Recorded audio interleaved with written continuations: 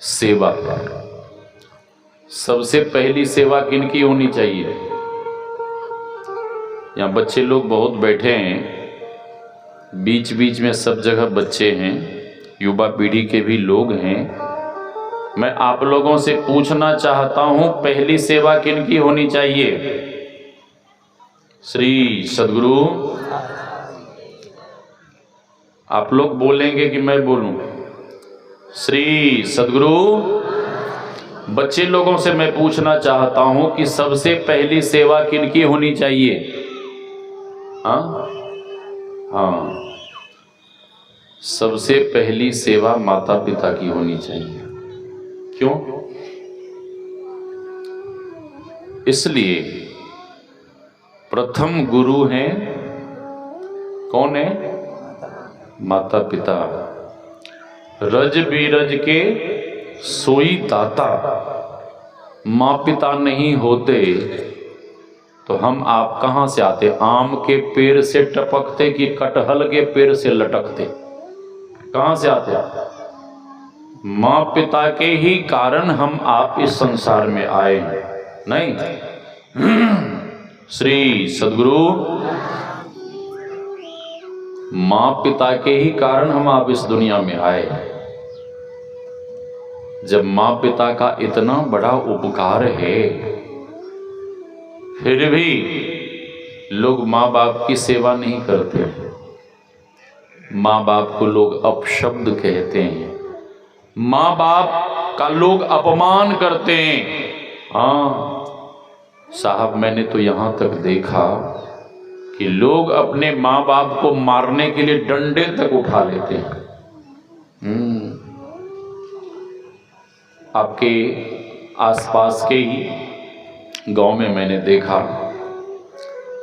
मैं एक दरवाजे पर बैठा हुआ था, एक लड़का अपनी माँ को गालियां दे रहा था और गालियां देते देते उस लड़के ने अपनी माँ को मारने के लिए डंडे भी उठा लिए। और जब उस लड़के ने डंडा उठाया तब मुझे रहा नहीं गया, फिर मैं उठकर उस लड़के को बहुत जोर से डांटा, बहुत जोर से फटकारा, तब वो लड़का पीछे हटा। ऐसा क्यों? माँ बाप ने जब लालन पालन किया, पाल पोस कर बड़ा किया, सब कुछ किया, तो फिर वही बच्चा बड़ा होकर अपने माँ बाप का अपमान क्यों करता है? अपशब्द क्यों कहता है? गालियां क्यों देता है? इसलिए बचपन से सुसंस्कार नहीं मिला, और सुसंस्कार नहीं मिलने के कारण बच्चे लोग बड़े होकर अपने माँ बाप का अपमान करते हैं। एक शिक्षक अपने बेटे को खूब पढ़ाया लिखाया, बेटा पढ़ लिख कर बड़ा हो गया, लेकिन किसी कारणवश उसे नौकरी नहीं मिली, जॉब नहीं मिला। श्री सद्गुरु। जॉब नहीं मिला। अब माँ पिता को एक ही चिंता रहती है कि मेरा बेटा बड़ा होकर कामयाब हो जाए, उसे नौकरी चाकरी मिल जाए, बिजनेस में लगे, कुछ करे, हाँ कामयाबी हासिल करे। उसके पिता ने अपने बेटे को जॉब दिलवाने के चक्कर में अपनी बहुत सारी जमीन बेच डाली। श्री सद्गुरु। आगे में बैठकर बातचीत मत करिए आप लोग। इस साउंड की आवाज थोड़ी सी बढ़ाइए, इधर की आवाज नहीं आ रही मेरे पास। श्री सद्गुरु। पिता ने जमीन बेचकर अपने बेटे को विदेश में जॉब दिलवाया। लड़का अमेरिका में जॉब करने लगा, बहुत पैसे कमाने लगा, साइड से बिजनेस भी शुरू कर दिया। कई वर्ष बीते, उसके माँ पिता वृद्ध हो गए थे। उस लड़के की माँ अपने पतिदेव से कहती हैं कि हे नाथ, अब हम लोग वृद्ध हो गए, अपने बेटे को घर बुला लीजिए, फोन करिए, उसके वृद्ध पति ने अपने बेटे को फोन लगाया और बेटा बड़े प्यार से कहता है कि ऐ मेरे लाल, तू घर आ जा, तू घर आ जा, हम लोग वृद्ध हो गए हैं, अब हम लोगों का शरीर ठीक से काम नहीं करता, स्वस्थ नहीं रहते, घर आ जा, तू रहेगा तो हम लोगों का जी लगेगा। बेटा सीधे सीधे मना कर दिया। बेटे ने कहा कि पापा जी, यहाँ हम लोगों का हमारा जॉब है, बिजनेस है, महीने के लाखों रुपए कमाते हैं, हम इंडिया नहीं जा सकते। तो पिता ने फिर प्यार से कहा कि ऐ मेरे लाल, तू घर आ जा, हम तेरी शादी करवा देंगे। तो बेटा हंसता हुआ कहता है कि पापा जी, आप शादी की बात कर रहे हैं, वो तो मैंने कब की कर ली, कब का हमने लव मैरिज कर लिया, और शादी ही नहीं, हमारे 2 बच्चे भी हो गए। पिता ने बड़े प्यार से कहा कि ए मेरे लाल, तैने शादी कर ली, तेरे बच्चे हो गए, कोई बात नहीं, तू घर आ जा, तू रहेगा, बहू रहेगी, पोता रहेगा, हम लोगों का जी लगेगा, घर आ जा। उसके बेटे ने डांटता हुआ, फटकारता हुआ कहा कि पापा जी, ये बार बार घर आने को कहकर, बार बार इंडिया आने के लिए कहकर हमें परेशान मत किया करो, हमें टेंशन मत दिया करो। और बेटे ने डांटता हुआ कह दिया कि आप लोग मरो या सरो, हम इंडिया कभी नहीं जाएंगे, कभी नहीं जाएंगे। और डांटता हुआ उसके बेटे ने फोन कट कर दिया, फोन काट दिया। उसके वृद्ध पिता को इतना दुख हुआ, इतना दुख हुआ, उसके वृद्ध पिता घर के एक कोने में बैठकर रोने लगे। उनकी पत्नी सुन लेती है और पत्नी जाती हैं, पतिदेव के पीठ को थपथपाती हुई, ढाढ़स दिलाती हुई कहती हैं कि हे नाथ, आपके बेटे ने ऐसा क्या कह दिया कि आप रोने लगे? जैसा भी है आपका बेटा है, आज नहीं तो कल कभी ना कभी वो घर जरूर आएगा, आप क्यों रो रहे हैं? बहुत समझाने पर उसके पतिदेव शांत हुए।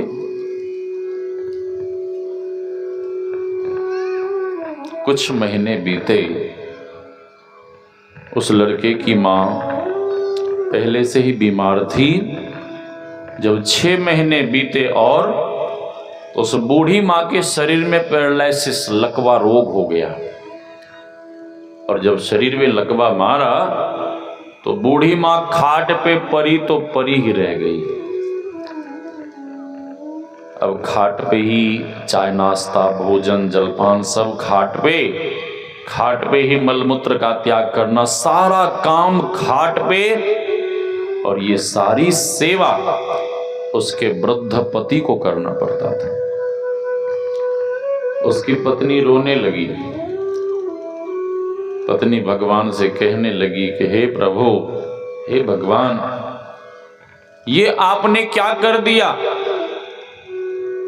विवाह के समय हमने प्रतिज्ञा की थी कि पति को ही परमेश्वर मानकर उनकी सेवा करूंगी, और वे परमेश्वर हमारी सेवा कर रहे हैं, हमारे जूठे बर्तनों को धो रहे हैं, हमारे गंदे वस्त्र को साफ करते हैं। हे भगवान, इससे तो अच्छा होता कि आप हमें इस दुनिया से उठा लेते। ये हमसे देखा नहीं जा रहा। उसके पति भी सेवा करते करते हार गए, वो भी बीमार हो गए। तो पत्नी कहती हैं, हे नाथ, एक बार और अपने बेटे को फोन करिए, मेरी व्यवस्था, मेरी समस्या, मेरी परेशानी उसे बताइए, और कहीं मां के नाम पर उसका पत्थर दिल पिघल जाए और वो कहीं घर आ जाए। बताइए। उसके पति को फोन करने का मन नहीं हो रहा था। फिर भी पत्नी के बहुत कहने पर उसके वृद्ध पति ने अपने हृदय पर पत्थर रखकर अपने नालायक बेटे को फोन लगाया। जैसे ही बेटे ने फोन उठाया, अपने पिता की आवाज सुनी, उस लड़के को गुस्सा चढ़ा, टेंशन हो गया। और वो लड़का गुस्से में आके कहता है, आज पापा, डैडी, बाबा, बाबू कुछ नहीं कह रहा, आज गुस्से में आके अपने ही पिता को कहता है कि ए बुढ़े, जिस माँ बाप ने जन्म दिया, जिस माँ बाप ने पाल पोस कर बड़ा किया, बेटे लोग अपने माँ बाप को क्या बोलते हैं? बूढ़ा और बूढ़ी, और उधर की भाषा में बुढ़ा और बुढ़ी, ठीक है? हाँ, हरिद्वार की भाषा में श्री सदगुरु। उसके बेटे ने कहा कि ए बुढ़े, ये बार बार फोन कर हमें परेशान मत किया करो।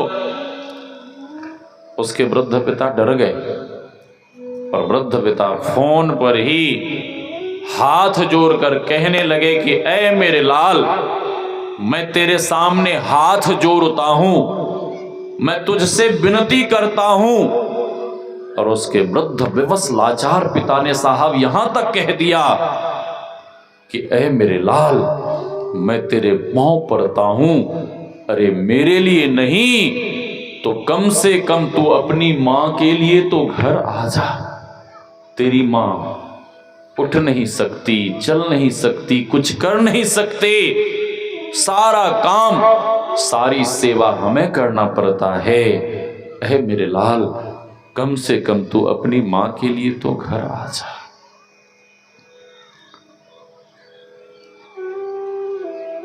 उसके बेटे ने कहा, डांटता हुआ, फटकारता हुआ कि ए बुढ़े,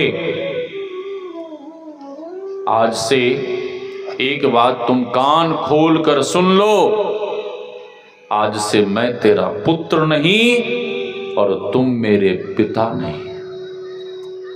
माँ पिता सारे दुखों को सहने के लिए तैयार हैं। माँ पिता बासी रोटी खाकर जी सकते हैं, माँ पिता गाय बकरी के गुहाल में रह सकते हैं, माँ पिता फटे पुराने चिथड़े पहन सकते हैं, लेकिन माँ पिता इस बात को नहीं सह सकते कि उनका अपना ही बेटा उससे कह दे कि तुम मेरी माँ नहीं, तुम मेरे पिता नहीं और मैं तेरा पुत्र नहीं। बेटे लोग जब अपने माँ बाप को ऐसा कहते हैं तो साहब माँ पिता के सीने पे कटार चल जाती है। माँ पिता को ऐसा लगता है कि कहीं जाके आत्महत्या कर लूं, कहीं जाके मर जाऊं, कुछ कर लूं। बेटे ने डांटते हुए अंत में कह दिया कि ए बुढ़े, एक बात और तुम कान खोल कर सुन लो, आज के बाद कभी भी तुम हमें फोन मत करना। वृद्ध लोगों के भीतर एक ही इच्छा रहती है कि मेरा बेटा मुझे खाने को दे या ना दे, कपड़े रुपए दे या ना दे, बस 24 घंटे में एक बार, कम से कम एक बार दो बढ़िया से बातें कर ले। हाँ, और वो दो बातों से ही वृद्ध लोग संतुष्ट हो जाते हैं, खुश हो जाते हैं, प्रसन्न हो जाते हैं। और बेटा ने डांटते हुए फोन कट कर दिया। उस वृद्ध पिता के हाथ में ही फोन था। इतना दुख हुआ, इतना दुख हुआ, उसी समय हार्ट अटैक आया। टेलीफोन हाथ में ही रहा, धड़ाम से जमीन पे गिरा और उसी समय वे वृद्ध पिता मर गए। घर में कौन रह गई? कौन रह गई? घर में रह गई वृद्ध विवश लाचार मां। उसकी ऐसी लाचारी है, उसकी ऐसी विवशता है कि वो खाट से उठ नहीं सकती, कुछ कर नहीं सकती, अपने से लेके कुछ खा नहीं सकती। संध्या का समय है, चाय नाश्ता की इच्छा है, भूख लगी है, ना तो अपने से नाश्ता ले सकती है, ना ही चाय बना सकती है, और कर सकती है तो केवल प्रतीक्षा प्रतीक्षा प्रतीक्षा। किनकी? अपने पतिदेव की, जो इस दुनिया में नहीं रहे। रात्रि के 8 बज गए, 9 बज गए, भोजन का समय बीत रहा है। भूख के मारे वो वृद्ध माँ तरस रही है, तड़प रही है, लेकिन अपने से रोटी बना नहीं सकती और अपने से लेके खा नहीं सकती। 10 बज गए, 11 बज गए, 12 बज गए, सारी रात बीत गई और भूख के कारण उस बूढ़ी माँ को नींद नहीं आई। कभी आप लोगों को भूखा रहने का अवसर मिला होगा तो यह अनुभव जरूर हुआ होगा कि जो भूखे रहते हैं उन्हें ठीक से नींद नहीं आती है।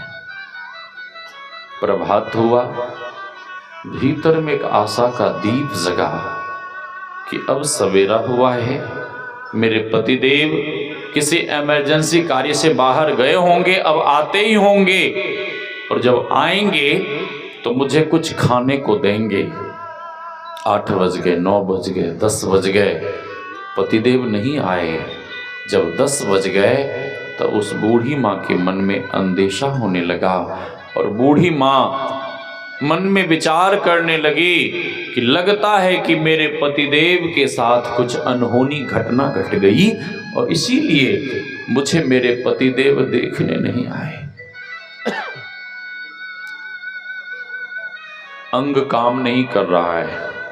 बूढ़ी माँ अपने ऊपर ओढ़े हुए रजाई को मुख से, दांत से पकड़ती हैं और खाट से नीचे गिराती हैं, अपने शरीर को खाट के दूसरे तरफ गिराती हैं।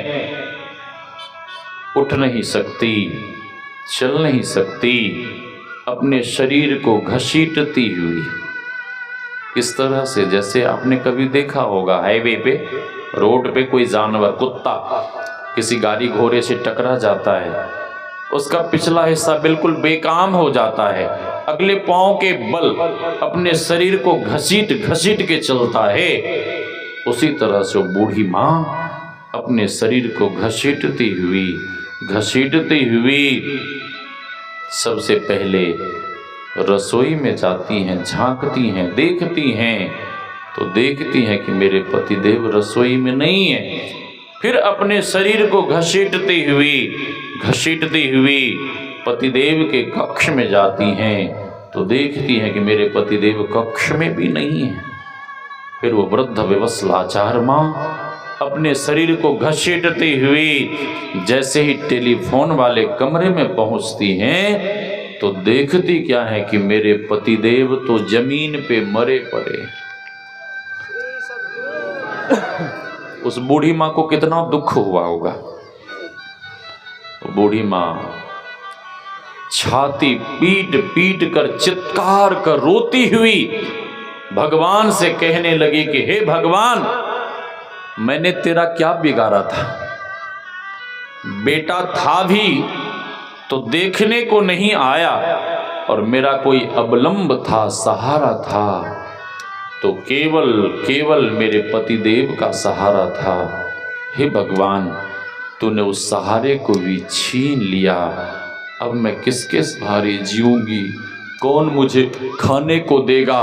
कौन मेरी सेवा करेगा? हे भगवान, मुझ पर भी दया करो, कृपा करो, मेरा भी प्राण हर लो और मुझे भी मेरे पतिदेव के पास पहुंचा दो। भगवान कुछ नहीं बोले। रोती बिलखती अपने पतिदेव के हृदय से लगकर जार बेजार होकर रोती हुई कहने लगी कि हे नाथ, आप हमें छोड़कर क्यों चले गए? अब कौन मुझे खाने के लिए देगा? कौन मेरी सेवा करेगा? जब आप जा रहे थे तो मुझे भी संग में लेकर क्यों नहीं गए? कहती हुई बिलख बिलख कर इतना जोर जोर से रोने लगी। उस माँ का भी दुख इतना बढ़ा कि दुख से उसकी भी छाती फटने लगी, हृदय बिल्कुल विदीर्ण हो गया, और वो बूढ़ी माँ भी अपने पतिदेव के हृदय से लगकर रोती बिलखती हुई अपना प्राण त्याग देती है। वो भी मर गई। 11 बज गए, दोपहर का समय। पास पड़ोस के लोगों ने देखा कि इनके घर का दरवाजा क्यों बंद है। लोगों ने दरवाजे को खटखटाया, भीतर से कोई आवाज नहीं आई। लोगों ने कहा दरवाजे को तोड़ो। दरवाजे को तोड़ा और जैसे ही अंदर घुसे तो लोगों ने देखा, अरे ये क्या, दोनों पति पत्नी ने एक साथ प्राण त्याग दिए। लगाओ इसके बेटे को फोन। उसके बेटे को फोन लगाया। उसका बेटा कहता है, चाचा जी राम राम। उसके चाचा ने कहा कि राम राम तू अपने पास रख, तेरे प्रणाम की हमें कोई जरूरत नहीं है। तू केवल इतना बता कि अपने माँ पिता के संस्कार के लिए घर आएगा कि नहीं आएगा। बेटे का जवाब सुनिए। बेटा कहता है कि चाचा जी हमारा जॉब है, बिजनेस है, हम महीने के लाखों डॉलर कमाते हैं। वहाँ जाऊँगा तो हमारा बिजनेस खराब हो जाएगा, हमारी नौकरी चली जाएगी, हम तो इंडिया नहीं जा सकते। हाँ हम इतना कर सकते हैं, माँ पिता के संस्कार, श्राद्ध क्रिया, भोज भंडारे में जितने डॉलर खर्च होंगे, डॉलर तो भेज सकते हैं, लेकिन हम इंडिया नहीं जा सकते।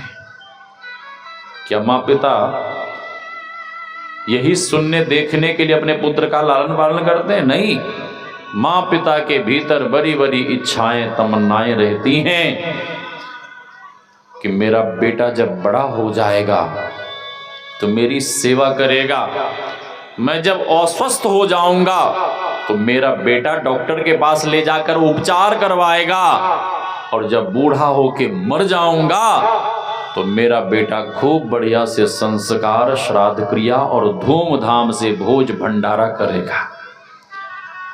उसके चाचा ने कहा कि ए मूर्ख, तू अपना डॉलर अपने पास रख, तेरे डॉलर की हमें कोई जरूरत नहीं है। हम समाज के लोग निकम्मे नहीं हैं, हम समाज के लोगों के भीतर इतना सामर्थ्य है कि तेरे माँ पिता का संस्कार, श्राद्ध क्रिया, भोज भंडारा धूमधाम से कर सकते हैं। इसीलिए समाज में लोगों को चाहिए कि एक दूसरे से मिलजुल कर रहे। क्यों? इसलिए कि जब कभी अपना ही बेटा अपने बाप को, माँ को घर से बेघर कर देता है, जब अपना ही लाल अपने माँ पिता को घर से बिल्कुल ठुकरा देता है, घर से बाहर कर देता है, तो गांव समाज के लोग अपने घर के द्वार खोल देते हैं और कहते हैं कि दादी जी मेरे यहाँ रहिए, दादाजी मेरे यहाँ रहिए, चाचा जी, भाई साहब मेरे घर रहिए, मेरे घर किसी चीज की कमी नहीं है। और यदि आपका व्यवहार ठीक नहीं है तब अपनों के साथ साथ समाज के लोग भी घर के द्वार बंद कर लेंगे।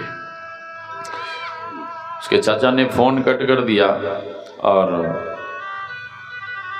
समाज के लोगों ने मिलकर संस्कार किया, श्राद्ध क्रिया किया, भोज भंडारा हुआ, सब कुछ बढ़िया से हुआ, सब कुछ बढ़िया से। कई महीने बीते, वो लड़का वहीं अमेरिका में टेलीविजन देख रहा था, उसका बेटा। और मेरे जैसे एक महात्मा मातृपितृ भक्ति के संबंध में बच्चा बैठ जाओ, बैठो, हटो यहां से। श्री सदगुरु, प्रवचन के बीच में सामने में किसी को मत आने दीजिए। श्री सदगुरु, उस बच्ची को भी बिठाइए, जिनकी बच्ची है बिठाइए। श्री सदगुरु महाराज की जय। वो लड़का वहीं अमेरिका में टेलीविजन देख रहा था, आस्था चैनल, और एक महात्मा संत जी माता पिता की सेवा के महत्व को सुना रहे थे कि माता पिता की सेवा करने से कितने पुण्यों की प्राप्ति होती है, क्या क्या मिलता है, वो सब कुछ प्रवचन में सुना रहे थे। और इस लड़के ने जैसे ही माता पिता की सेवा के महत्व को सुना, जाना, समझा, मातृ पितृ भक्ति के महत्व को जब इसने जाना, ये लड़का वहीं टेलीविजन के सामने बिलख बिलख कर रोने लगा। अब रोने से क्या होगा? माँ बाप मिल जाएंगे? जीवन में माँ बाप एक ही बार मिलते हैं, और माँ बाप के जीते जी उनकी इतनी सेवा कर लें, इतनी सेवा कर लें कि उनके मरने के बाद आपको पछताना नहीं पड़े, अफसोस नहीं करना पड़े कि मैंने माँ बाप की सेवा नहीं की।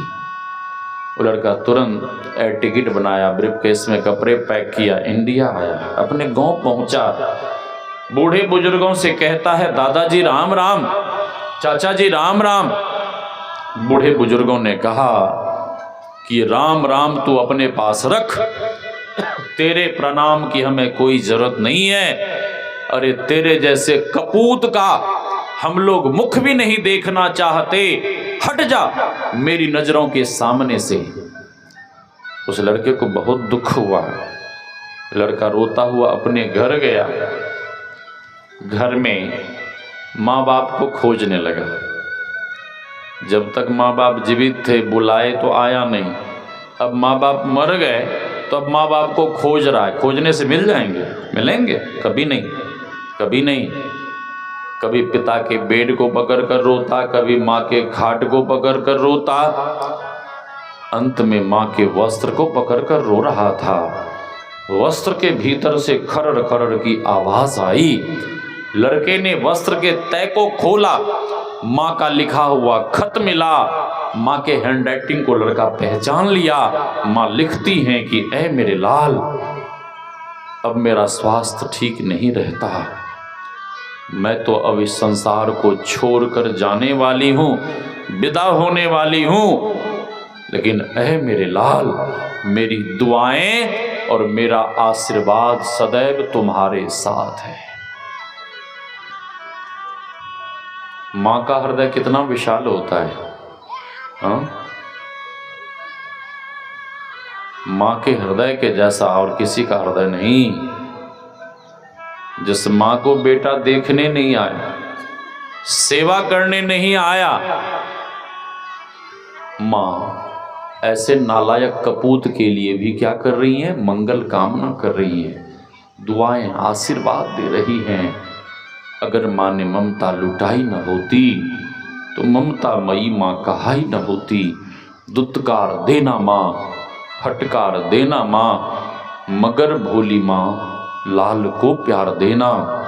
हर बात को तुम भूलो भले, माँ बाप को मत भूलना, उपकार इनके लाखों हैं, इस बात को मत भूलना। माँ आगे लिखती हैं कि ऐ मेरे लाल, मेरे मरने के बाद तुम अपने आप को अनाथ मत समझना। ऐ मेरे लाल, तेरे लेफ्ट साइड की आंख के रूप में सदैव तुम्हारे साथ रहूंगी।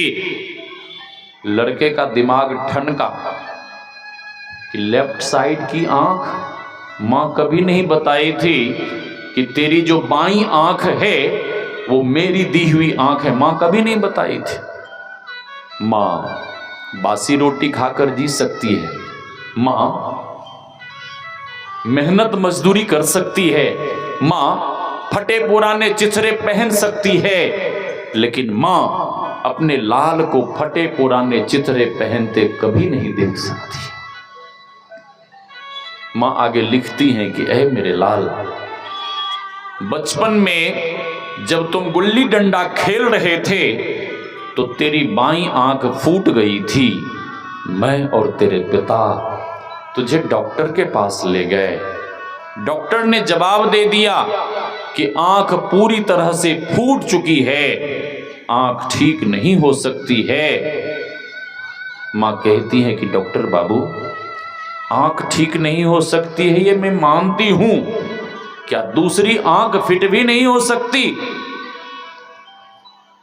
डॉक्टर ने पूछा कि तेरे बेटे के लिए कौन देगा अपनी बाईं आंख? माँ का जवाब सुनिए। माँ कहती है कि डॉक्टर बाबू, मैं अपने लाल के लिए, मैं अपने पुत्र के लिए अपनी बाईं आंख देने को तैयार हूं। ये होती है साहब माँ। माँ सब कुछ देने को तैयार है, माँ सर्वस्व लुटाने को तैयार है, माँ सारे दुखों को सहने के लिए तैयार है, लेकिन बेटा एक भी बात सहने को तैयार नहीं है। माँ जब बूढ़ी हो जाती है ना, बेटा जब बाहर से आता है तो पूछती है माँ कि ए मेरे लाल, तेरे साथ जो आया है वो कौन है? तो बेटा कहता है कि मेरा मित्र है। कान बहरे होने के कारण, नेत्र ज्योति कमजोर होने के कारण माँ दोबारा से पूछती है कि ए मेरे लाल, वो तेरे संग जो आया है वो कौन है? दूसरी ही बार में पुत्र का जवाब बदल जाता है। बेटा जवाब के जगह, उत्तर के जगह डांटता है, फटकारता है और कहता है कि मेरे संग कोई आवे और जाए उससे तुम्हें क्या मतलब? तुम तो खा और खाट पे परी रहो। हाँ,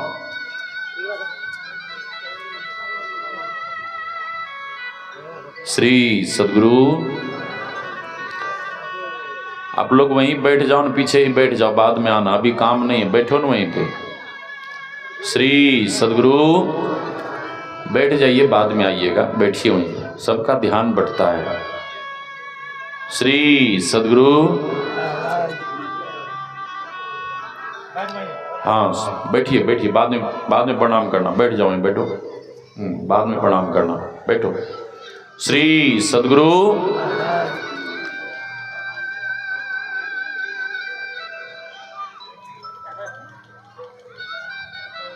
माँ लिखती हैं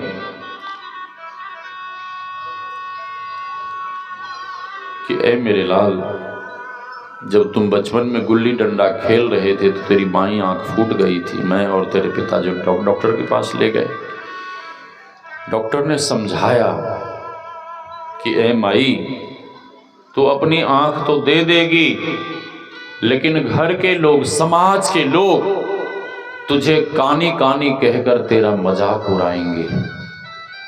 माँ का जवाब सुनिए। माँ कहती हैं कि डॉक्टर बाबू, मुझे घर के लोग, समाज के लोग, चाहे पूरी दुनिया के लोग कानी कहे, वह सब कुछ मैं सहने को तैयार हूं, लेकिन मेरे लाल को कोई काना कहे वो मैं कदापि सहने को तैयार नहीं। ये होती है साहब माँ। माँ जब बूढ़ी हो जाती हैं तो माँ कहती हैं कि ए मेरे लाल, 10 रुपए दो ना, मैं बिस्किट खानी है, फ्रूट खाने हैं। तो बेटा बहाना बनाता है, मम्मी आपको पता नहीं है, बच्चे लोगों की फीस बहुत बढ़ गई है, पैसे की बड़ी दिक्कत है। और उसी समय स्कूल जाते हुए उस लड़के का बेटा यह कहता है कि पापा जी हम स्कूल जा रहे हैं, हमें 100 का नोट चाहिए। तो तुरंत बेटा पर्स में हाथ डालता है, गर्मा गर्म 100 का नोट निकालकर अपने बेटे के हाथ में थमाते हुए यह कहता है कि जाओ स्कूल में पढ़ना, और स्कूल के बाहर ठेली पे पिज्जा, बर्गर, चाउमीन, गोलगप्पे खाना और मौज मस्ती करना। लेकिन जिस माँ बाप ने साहब पैदा किया, जन्म दिया, पाल पोस कर बड़ा किया, सब कुछ किया, सर्वस्व लुटा दिया, ऐसे माँ बाप के लिए साहब 10 के नोट नहीं निकलते। ये मेरी आवाज जहां तक जा रही है, खासकर मैं युवा पीढ़ी से कहना चाहता हूं, अभी के बाल गोपाल से बच्चे लोगों से कहना चाहता हूं कि मंदिर में कितना भी लड्डू पेड़ा चढ़ा लो, कितना भी रुपया पैसा चढ़ा लो, यदि तुम्हारी सेवा से तुम्हारे माँ बाप खुश नहीं हैं तो भगवान कभी भी खुश नहीं हो सकते। और भगवान को यदि खुश करना है, भगवान को प्रसन्न करना है, भगवान की भक्ति करनी है, भगवान को यदि खुश करना है, तो सबसे पहले घर में बैठे हुए माँ बाप की इतनी सेवा करो, इतनी सेवा करो कि वे खुश हो जाएं, प्रसन्न हो जाएं। और माँ बाप यदि खुश हो गए, प्रसन्न हो गए, तो भगवान को प्रसन्न करने की कोई जरूरत नहीं है। भगवान तो दौरे दौरे तुम्हारे पास आ जाएंगे, भगवान को बुलाने की कोई जरूरत नहीं है। पुंडरीक अपने माँ बाप की खूब सेवा करता है, पिता ने जबरदस्ती शादी करा दी। अब पत्नी ऐसी सुलक्षणा आई, मैं उल्टा बोल रहा हूं, आप लोग सीधा कर लीजिएगा। श्री सदगुरु पत्नी ऐसी सुलक्षणा आई कि पत्नी पुंडरीक के कान में वो बिच्छा झाड़ने वाला मंत्र, भूत प्रेत उतारने वाला मंत्र, हाँ इतना बढ़िया बढ़िया सावर मंत्र, गायत्री मंत्र, कौन कौन मंत्र पढ़ना शुरू किया कि पुंडरीक के दिमाग को खराब कर दी। अब पुंडरीक अपने माँ बाप की सेवा नहीं करता, अब दिन रात अपनी पत्नी की सेवा में लगा रहता। हाँ, और पत्नी के बहकावे में आकर पुंडरीक ने अपने माँ बाप को घर से भगा दिया। उसके माँ बाप रोते बिलखते हुए तीर्थ में चले गए, दर दर भीख मांगते रोते। पुंडरीक एक दिन गया, कहीं जा रहा था जंगल में घूमने के लिए, श्री सदगुरु घूमने, एक झोंपड़ी देखा, झोंपड़ी के बाहर दिव्य देवियों को देखा। पुंडरीक को लगा कि ये देवियां इस धरा की नहीं है। पुंडरीक हाथ जोड़कर पूछता है कि हे माताओं, आप लोग कौन हैं? आप तो लगती हैं स्वर्ग की देवियां हैं। वो देवियां कहती हैं कि हाँ, मैं उमा हूँ, मैं रमा, मैं नर्मदा, गंगा कावेरी, मैं ब्रह्माणी। जो आप यहाँ क्या कर रही हैं? हम लोग सेवा के लिए आते। किनकी सेवा? इस झोंपड़ी के भीतर एक मातृ पितृ भक्त रहते हैं। अरे हम ही नहीं, बड़े बड़े देवता लोग उनकी सेवा के लिए आते हैं। अच्छा, मातृ पितृ सेवा भक्ति में इतनी शक्ति है? हाँ। पुंडरीक ने कहा कि हे माताओं, ऐसे मातृ पितृ भक्त के हमें भी दर्शन करा दो। ठीक है, चलो। पुंडरीक गया झोंपड़ी के भीतर, उस मातृ पितृ भक्त महात्मा के चरण में पड़कर बहुत जोर जोर से क्षमा मांगता हुआ रोने लगा। शांति से बैठिए ना, श्री सदगुरु रोने लगा।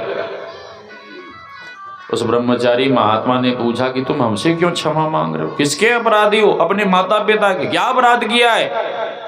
अपने भगवान जैसे माँ बाप को हमने घर से भगा दिया। अरे इतना बड़ा पाप किया है तूने? हाँ। इसका फल जानते हो? नहीं। उस ब्रह्मचारी मातृ पितृ भक्त ने बताया कि जो अपने माँ बाप को बासी रोटी खाने के लिए देते हैं, फटे पुराने चितरे पहनने को देते हैं, जैसे तैसे घर में रखते हैं, और अपने माँ बाप को जो अपशब्द कहते हैं, जो अपने माँ बाप को घर से बेघर कर देते हैं, ऐसे कपूतों को हजारों वर्षों तक कुंभी पाक नरक में दुख भोगना पड़ता है। नरकों में सबसे खतरनाक होता है कुंभी पाक नरक। पुंडरीक सुनते ही कांपने लगा कि इतना दुख भोगना पड़ेगा। हाँ, इससे बचने का कोई मार्ग उपाय बताएं। तो उस ब्रह्मचारी मातृ पितृ भक्त ने कहा कि इससे बचने का एक ही उपाय है कि तुम अपने माता पिता से क्षमा मांगो, लौटाकर घर ले आओ और उनकी इतनी सेवा करो, इतनी सेवा करो कि वे प्रसन्न हो जाएं और प्रसन्न होकर तुम्हें आशीर्वाद दे दें, जिस पाप से तुम मुक्त हो जाओगे। पुंडरीक ढूंढने निकला, माता पिता को किसी तरह से मनाकर घर लाया। उसकी पत्नी फिर उछलने लगी और कहने लगी कि फिर इस बुढ़े बुढ़ी को तुम घर ले आए? मैं चली मैके। पुंडरीक ने जवाब दे दिया, तुम्हें जहां जाना हो जाओ, मैके जाना हो मैके जाओ, फांसी पे लटकना है फांसी पे लटको, या चुल्लू भर पानी में डूब के मरना है मरो। अब तेरा चारा चलने वाला नहीं है, अब तो मैं अपने माँ बाप की ही सेवा करूंगा।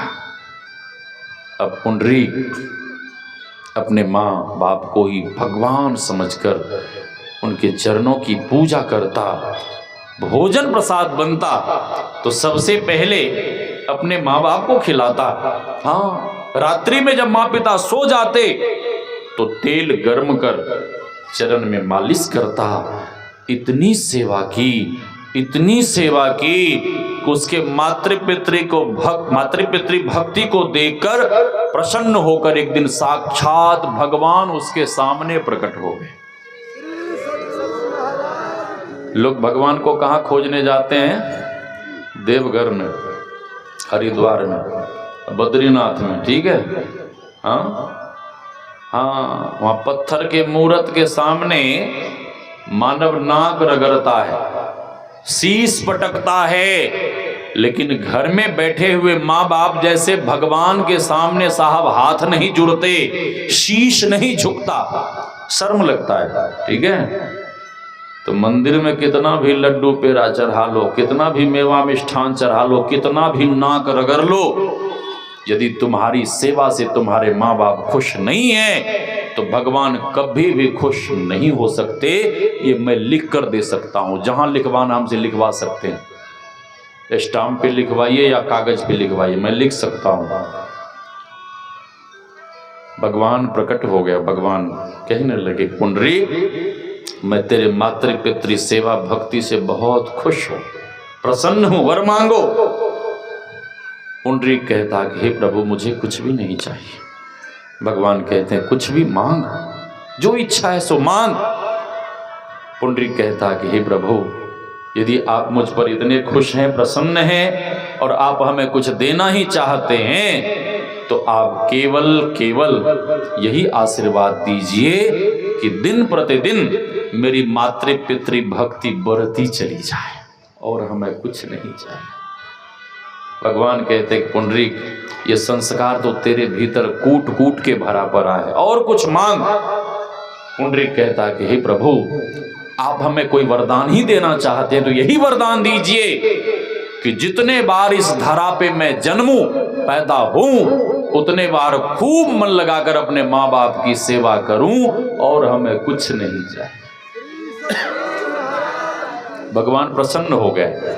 भगवान कहते रे पुंडरीक मैं तो हार गया, मैंने तुझसे मांगने को कहा लेकिन तुमने कुछ भी नहीं मांगा, तो मैं अपने तरफ से अभय दान दिए जा रहा हूं कि यह गांव तेरे नाम से पूरे जगत में विख्यात होगा और आने वाले समय में यहाँ मेरा एक दिव्य भव्य मंदिर होगा और मेरे मंदिर के सामने तुम्हारा मंदिर होगा और दुनिया के जब भक्त लोग मेरी सेवा पूजा को आएंगे तो सबसे पहले वे तुम्हारी पूजा करेंगे और फिर मेरे पूजन को आएंगे। भगवान अपने भक्त का मान बढ़ा देते हैं। हाँ, तो मैं कह रहा था तन पवित्र सेवा किए, तन को यदि पवित्र बनाकर रखना चाहते हैं तो अपने से बड़ों की सेवा करिए, सम्मान करिए। भक्ति के संबंध में पाठ हुआ था, महापुरुष कहते हैं भक्ति बीज बिन सह नहीं, ज्यों जुग जाए अनंत, ऊंच नीच घर जन्म ले तो संत को। हाँ अच्छा मेरी बात ले लीजिए, ठीक है, मैं कहीं पक्षपात नहीं करता हूँ, ठीक है, पक्षपात नहीं करता हूँ, लेकिन कई लोग हमें एक दूसरे दृष्टिकोण से देखना शुरू कर देते हैं, बात बनाने लगते हैं और लोग कहने लगते हैं ये कैसे संत हैं, ये कैसे महात्मा हैं, किसी के भी संग बैठते हैं, किसी से भी बातें करते हैं, हाँ किसी के भी यहाँ चले जाते हैं। देखिए जो साधु बन गए, जो महात्मा बन गए या जो भक्त बन गए उन्हें भेदभाव नहीं करना चाहिए। हाँ भेदभाव नहीं करना चाहिए, उनके भीतर तो यह भाव होना चाहिए सिय राम में सब जग जानी। हाँ सब में परमात्मा है, सब परमात्मा के हैं, सब परमात्मा हैं। हाँ भेदभाव नहीं करना चाहिए। तो यह भक्ति का संस्कार जिनके भीतर पड़ गया है, ये संस्कार इस जन्म में नहीं तो अगले जन्म में, अगले जन्म में नहीं तो उसके बाद वाले जन्म में, किसी न किसी जन्म में आपको भगवान से यह संस्कार मिलाकर ही रहेगा। तो जिन्हें भक्ति का संस्कार मिल गया है वे भक्ति करते रहें। अधिक नहीं कहते वाणी को विराम। कल भी मैंने आपको सूचना